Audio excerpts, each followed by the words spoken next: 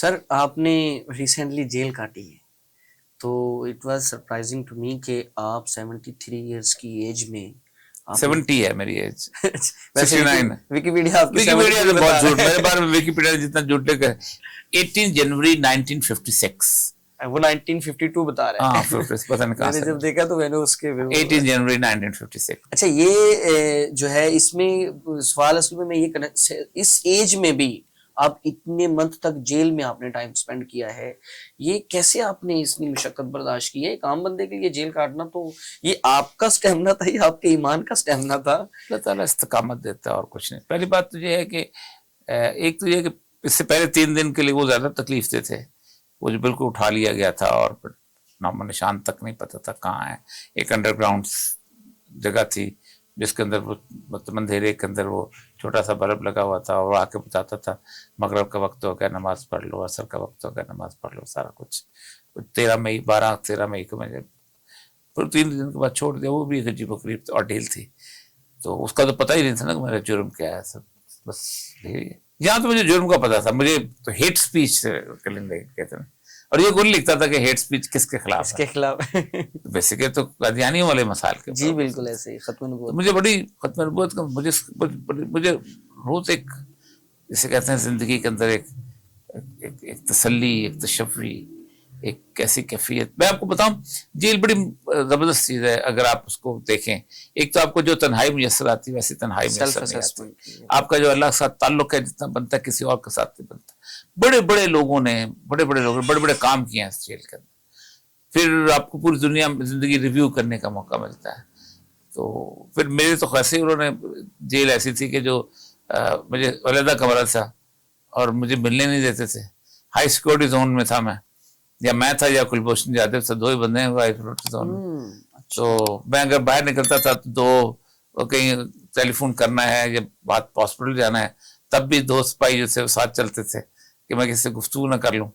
تو اس میں اور میرے ساتھ ایک تھا کہ میں تھا اور عالم تنہائی جو صورت ہے وہ والی کیفیت تھی. چلیں سر آپ پھر بھی نظر آ گیا ہے، اللہ حق آپ کو لمبی زندگی دے. اچھا ایک کویسچن سر یہ ہے کہ آپ کا فیوریٹ سیاستدان، پسندیدہ سیاستدان پہلے ہو یا آج موجودہ دور میں کوئی ہے اور اس کی وجہ کیا ہے؟ دیکھیں میں تو اس سیاست کو بنیادی طور پر سیاست سمجھتا ہی نہیں ہوں جو دین کے تابع نہ ہو.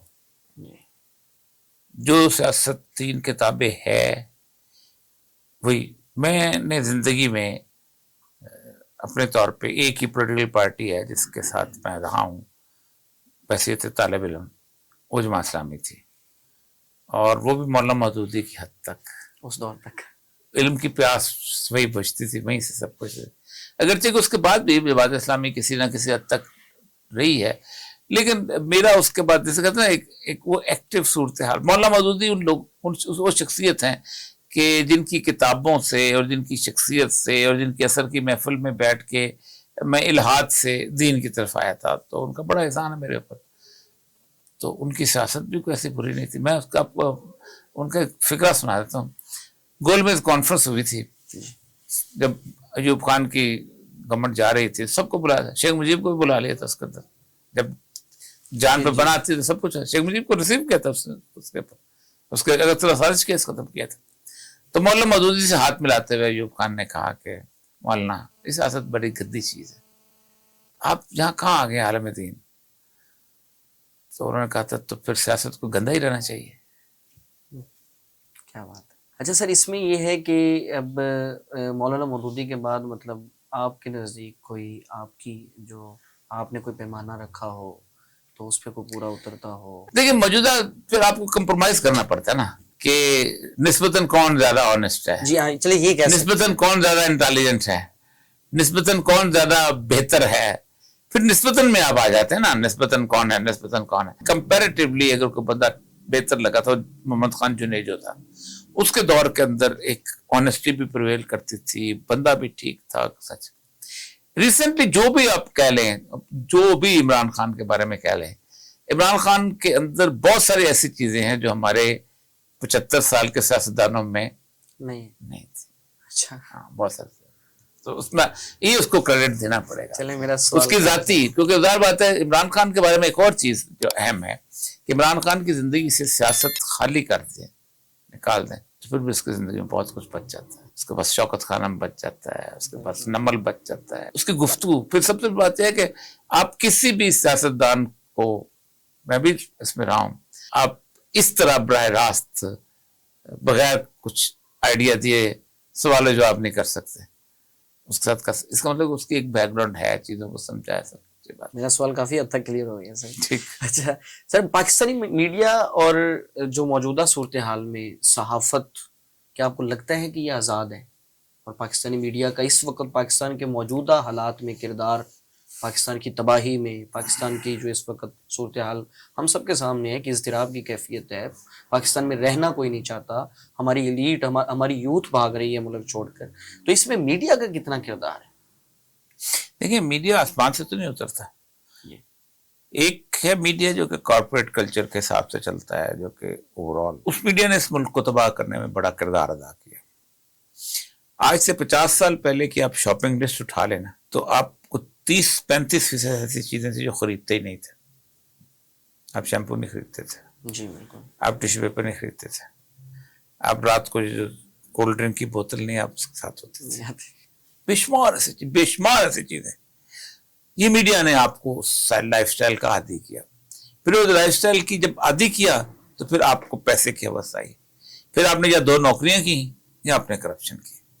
پھر اس کے ساتھ ساتھ میڈیا کے اندر سب سے بڑا مسئلہ تھا کہ پوری دنیا کا جو میڈیا ہے اس کارپوریٹ کلچر کی ایک عجیب و غریب معاملہ ہے کہ اس نے اس میڈیا کے تھرو ایک یونیفارمٹی آف کلچر لانے کی کوشش کی. بینکاک میں رہنے والا, کراچی میں رہنے والا, سڈنی میں رہنے والا, نیو یارک میں رہنے والا, لندن میں رہنے والا اگر ایک طرح کے جینز نہیں پہنے گا, ایک طرح کی آپ پیزا نہیں کھائے گا, ایک طرح کا برگر نہیں لے گا, ایک طرح کی لپسٹک استعمال نہیں کرے گے, ایک طرح کی اور چیزیں نہیں ہوگی, تو ان کا مال نہیں بکتا. 50 روپے کے قتلمے کی جگہ اگر آپ 1400 روپے کا وہ نہیں بیچیں گے, کیا نام ہے اپنا, پیزا, تو مسئلہ نہیں ہوتا. اسی طرح 30 روپے کے بند کباب کی جگہ آپ کو 250 روپے کا برگر بیچنا پڑتا ہے. تو اس میڈیا کے تھرو بیچا جاتا ہے. 1920 میں میڈیا کے ہاتھ میں انہوں نے عورت کے ہاتھ میں سگریٹ پکڑایا اور عورت کو میدان میں لا کے کھڑا کیا, اور اس عورت کے گرد سارے کا سارا آپ کا میڈیا گھومتا ہے, سارا مال اسی کے تھرو بیچا جاتا ہے, اسی کو میدان میں سب اس کے گرد گھومتی. اب اس کی بدترین مثال یہ ہے کہ بینکاک کے شہر کے اندر 6 لاکھ سیکس ورکرز ہیں جو رجسٹرڈ سیکس ورکر. وہ 6 لاکھ سیکس ورکر جو ہیں وہ ایک کسی شخص سے $15 یا $10 لے کے آتی ہیں. وہ KFC کا برگر کھاتی ہیں, میکڈونلڈ کا برگر لیتی ہیں, اس کے بعد کسی اور جگہ سے نائکی کی شوز لیتی ہیں, یا اور کوئی لپسٹک YSL کی لے دی, کوئی پرفیوم لے لی, اور رات کو تھکن لے کے پھر واپس کسی گاہک کے پاس چلے جاتے ہیں. یہ تلخ ترین صورتحال ہے میڈیا کی اس لیول پہ. تو میڈیا نے صرف پاکستان تباہ نہیں کیا, پوری دنیا کا کلچر تباہ کیا. پوری دنیا کے اندر جو بے چینی ہے, پوری دنیا کے اندر جو اضطراب ہے, 18 ملک اس وقت دنیا کے ایسے ہیں کہ جس کے اندر اگر باہر سے لوگ نہ آئیں تو ان کی سروسز مینٹین نہ کریں. دنیا کی ہر آبادی کے لیے ایک گروتھ ریٹ ہے 2.1%. معاشرہ جو آگے بڑھے گا تو آگے بڑھے گا. Germany, France, Spain, Italy 1.6. ایک بوڑھے کے اوپر 5 نوجوان چاہیے, 2 بوڑھوں کے اوپر 3 رہ گئے ہیں. یہ تباہ کس نے کیا؟ میڈیا نے کیا.